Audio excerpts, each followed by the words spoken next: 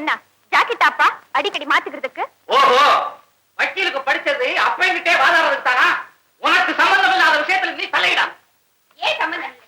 இன்னைக்கு மீனாவுக்கு, நாளைக்கு எனக்கு இதே கடிதம். வீரம் பேசுறியா? வீரம் ஒட்டக்கோழி கூவுனா பொழுது விடியாதுமா. சேவல் கூன மட்டும் விடிஞ்சிருமா? விடிகிற நேரத்துலதான் சேவலும் கூவுதப்பா. சரி நிறுத்து. இந்தாங்க, பொண்ணுங்க மனசை புரிஞ்சுக்கிட்டு நாமளும் கொஞ்சம் ஒத்து போறதுதாங்க நல்லது. நீ அவளோட சேர்ந்துருக்கியா? மீனாவால இந்த கொடுமையை தாங்கிக்கவே முடியாதப்பா. சட்டத்தாலே தடை செய்யப்பட்ட ஜாதிக்காக நீங்க இப்படி வாதாடுறது அநாகரிகம். அது எனக்கும் தெரியும். ஒண்ணுக்குள்ள ஒண்ணுங்கிறதா நம்ம பரம்பரை பழக்கம். அது கற்காலத்து பழக்கம், தற்காலத்துக்கு ஒத்து வராது. ஓஹோ, இப்ப ஏரோப்ளேன் வந்துருச்சா?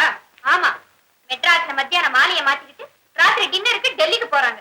நீங்க என்ன அண்ணா இன்னும் கூடுவாஞ்சேரியிலேயே நிக்கிறீங்க. கைலாசபதே, கைலாசபதே, நான் கூடுவாஞ்சேரியில நிக்கிறேன். இதெல்லாம் நீ கேட்டுக்கிட்டு சும்மாதானே இருக்க. நந்தனாருக்கு காட்சி கொடுத்த கைலாசபதி நம்ம கிட்ட பேச மாட்டாரு. ஏன்னா நம்ம உயர்ந்த ஜாதி பாருங்க. அப்பா, உங்களை கெஞ்சி கேட்டு நோய்க்கு இடம் கொடுத்தால் ஜாதி என்கிற பேய்க்கு இடம் கொடுக்க கூடாதப்பா. ஆமாங்க, ராதா சொல்றது நியாயம்தான். இப்படி வகுத்து விட்டுட்டு மீனாவை வாழ வைங்க. இந்த முடிவா சொல்றேன். நான் பாக்குற மாப்பிள்ளைக்கு கல்யாணம் பண்ணி வைக்கல. என் பேர் தர்மலிங்கமே இல்ல. உங்களுக்கு திவரம் வந்திருக்கு. என்ன சத்தியா? உங்க அப்பா ரொம்ப சீரியஸா இருக்காங்க. அப்பா தியாகு, என்னால உன்னோட இன்ப வாழ்க்கையே கெட்டு போயிடுச்சப்பா. அப்படிலாம் சொல்லாதீங்கப்பா. தோல்விங்கிறது வாழ்க்கையின் முடிவில்லை, அது ஒரு சம்பவம், அவ்வளவுதான். நீ பேர ஒவ்வொரு வார்த்தையும் எவ்வளவு துயரம் மறைஞ்சிருக்குன்னு என்னால உணர முடியும். உன்னுடைய எதிரி கூட இதை விட பெரிய தீமையை உனக்கு செய்ய முடியாத தியாகம். இல்லப்பா, இல்ல. உங்க சொந்த மகனுக்கு செய்யக்கூடியதை விட மேலான காரியங்கள் எனக்கு செய்திருக்கீங்க. குடிசையில கிடந்த எனக்கு சமூகத்திலே உயர்ந்த அந்தஸ்தை வாங்கி தந்திருக்கீங்க. அப்பா, நீங்க மனித தெய்வம் அப்பா. தியாகு அப்பா, உங்க மகனா வாழக்கூடிய பாக்கியத்தை எனக்கு தந்திருக்கீங்களே, இதை விட வேற என்ன வேணும்? தியாகு, உன் மனசில் உள்ள உயர்ந்த கொள்கையை புரிஞ்சிக்காம உன்னை தாழ்ந்தவனா நினைக்கிறாங்களே. கவலைப்படாதீங்கப்பா. தாழ்த்தப்பட்டவங்க தான் பிற்காலத்துல மக்களால வாழ்த்தப்பட்டவங்களா இருக்காங்க. தியாகு, நீயும் ஒரு சிறந்த எண்ணங்கள் நெடுவழி வாழணும். நான் செஞ்ச மாபாதகத்தை கண்டிக்காம அவ்வளவையும் சகிச்சுக்கிட்டு எனக்கே ஆறுதல் சொல்றீங்க. அப்பா, நீ எவ்வளவு உயர்ந்தவரப்பா. அப்படியெல்லாம் சொல்லாதீங்கப்பா. உனக்காக இந்த துரோகத்தை செய்யணும். எனக்கு மன்னிப்பே கிடையாது தியாகு, மன்னிப்பே கிடையாது. அப்பா,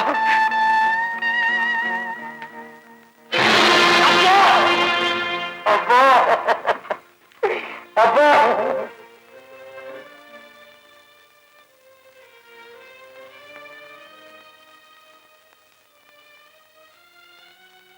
சார், உங்களை பார்க்கறதுக்காக எல்லாரும் காத்துக்கிட்டு இருக்காங்க.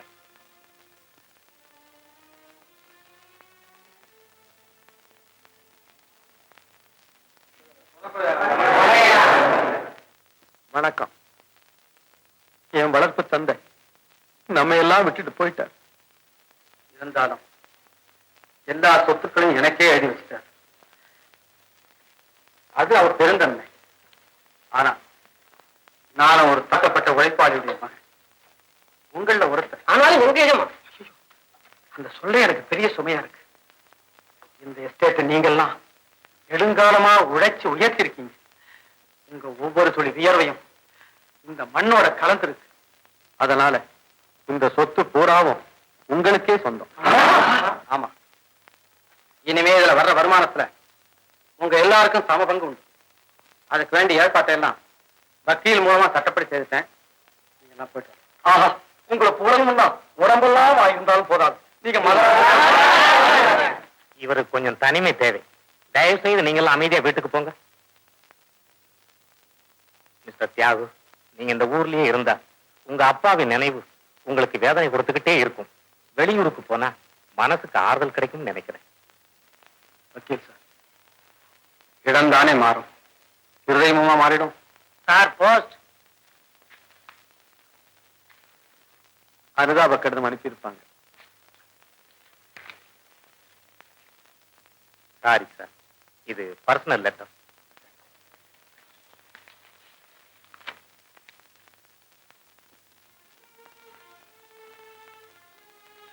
அத்தா, உங்களிடம் இருந்து பிரித்து என்னுடனே இன்னொருவருக்கு திருமணம் செய்து வைக்கப் போகிறாராம் என் தந்தை.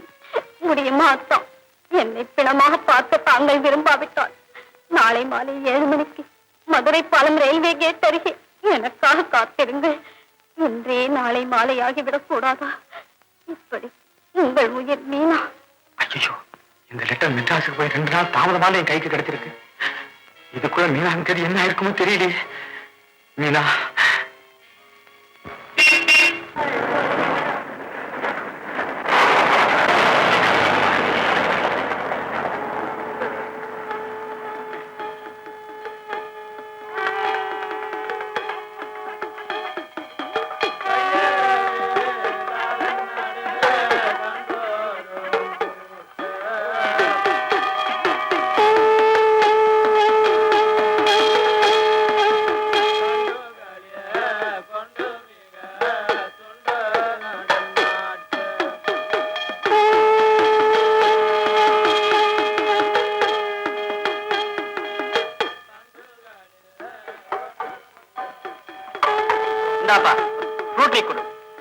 ஏப்பா பாலு, படிச்ச பொண்ணா இருந்து இப்படி தற்கொலை பண்ணிக்கிறச்ச.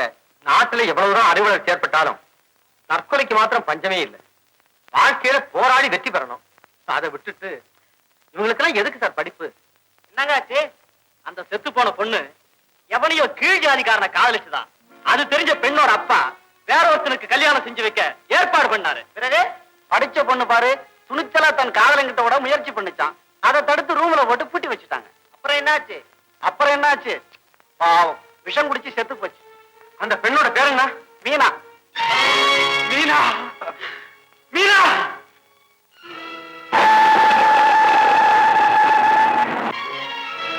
மீனா, மீனா, மீனா.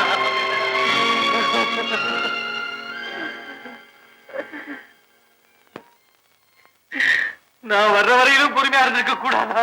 அவசரப்பட்டுட்டிய மீனா, அவசரப்பட்டுட்டிய.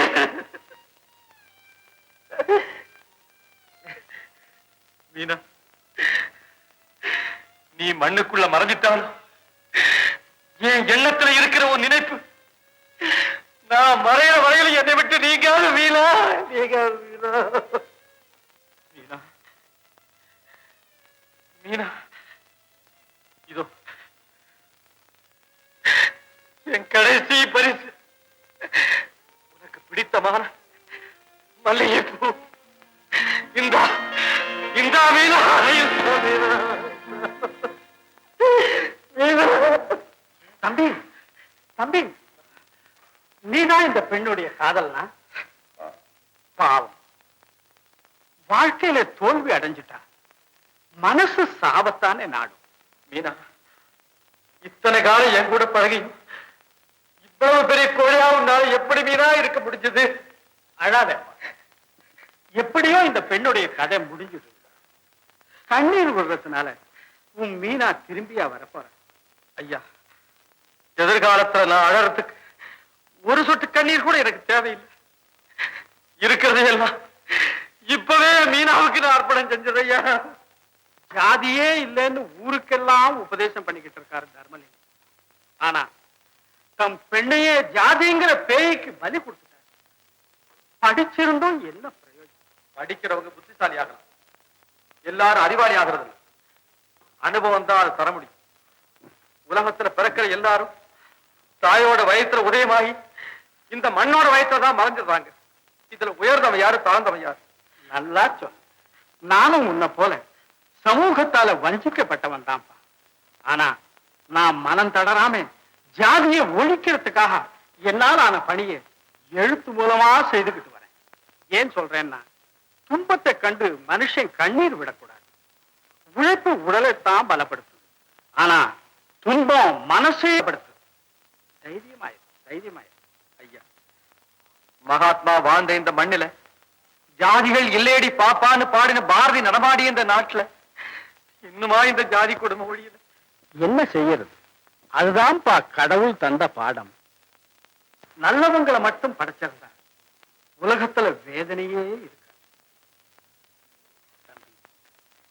இந்த சூழ்நிலை உனக்கு துன்பத்தை தான். புறப்படு, உனக்கு நல்ல எதிர்காலம் காத்துக்கிட்டு இருக்கு. ஓ, தைரியமா வாழ்க்கை.